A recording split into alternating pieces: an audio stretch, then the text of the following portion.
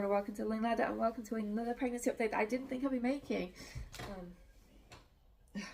It's been an absolute nightmare.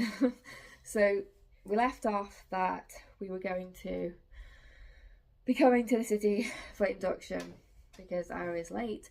I'm currently 41 weeks and 3 days now, according to their dates, 41 and 2 to mine. Not that it really matters, it's a day's difference, but you know, there we are. Every day counts at this stage.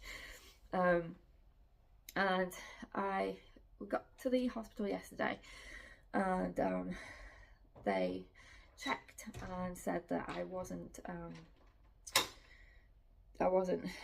in the right position. So cervix was too high, it was posterior, and they couldn't put the balloon in. But not after they attempted 3 times, 3 very painful times, but one in particular was so brutal. I have never ever felt pain like that. It was horrendous.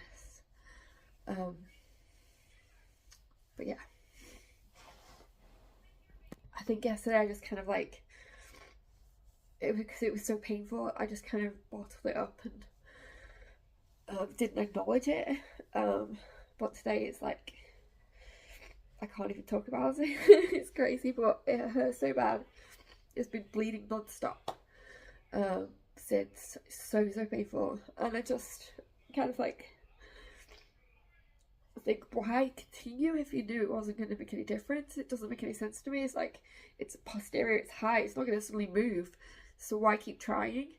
Because they each tried 2 times, so 6 times in total.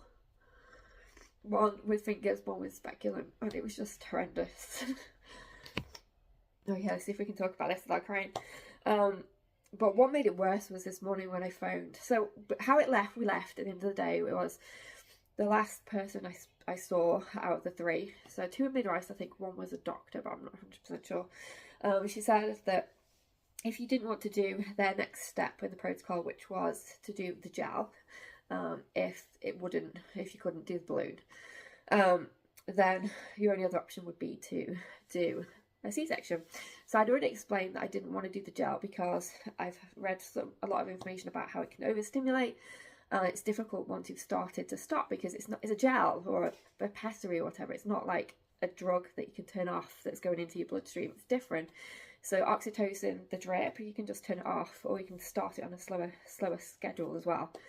And titrate up. So, but the thing is, you can turn it off and it gets out of your body quite quickly. But when something's put inside you internally, it takes longer. And if there's a problem, then you know that's going to compound it more. So I was really specific with the midwives at home that I didn't want to do that, and they were like, "Oh, don't worry, you have lots of choices and stuff like that," which is completely not true, not even a little bit.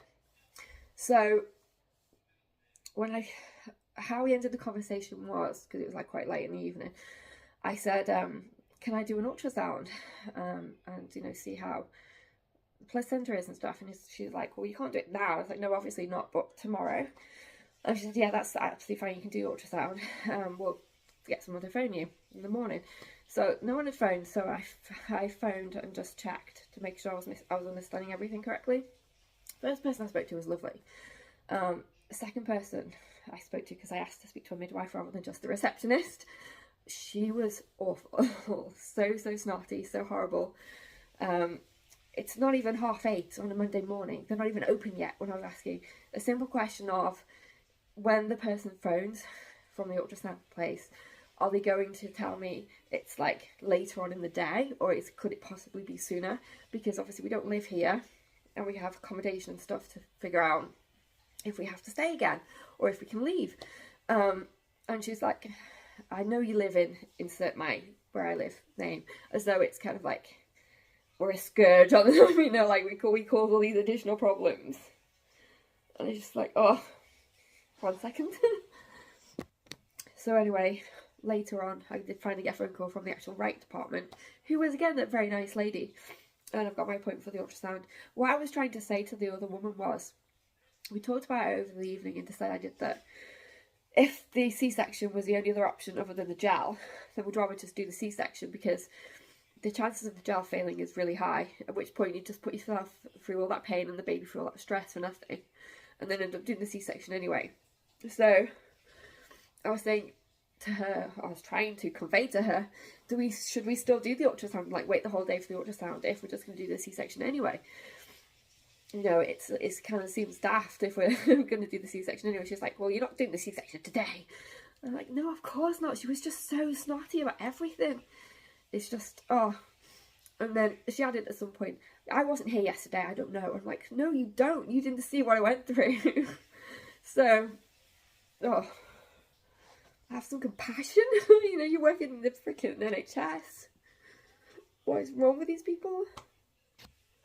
No, it's just like, obviously, yeah.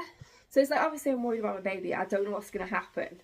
I went through some really traumatic, they really hurt me yesterday. You know, we have Warrior Bitch Queen over here, who's just been an absolute cow for no reason.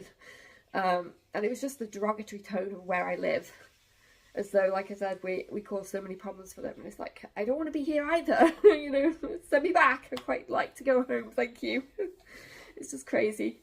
But, oh, nightmare. Absolute nightmare.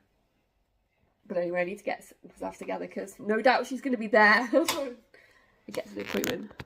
No doubt she's going to be there when I get to the appointment. I keep thinking like the cleaner's going to walk in or something. Maybe they'll put the thing on the door. But yes, no, it's just. So I don't know. I think we're having a C-section, but I don't know for sure because that was the other thing she said. Well, it's up to the doctor. And I'm thinking I'm so confused. It was Dan that mentioned it yesterday. So it's like, what? Now you're saying can't?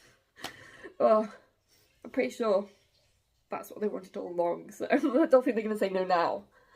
Particularly given their rates of induction and C-section, it's like their preferred thing. They don't really want spontaneous labour, so I highly doubt that they're going to say no. But it's just like, when is it going to be? And obviously I'm going to be 42 weeks on Friday. It's just, oh.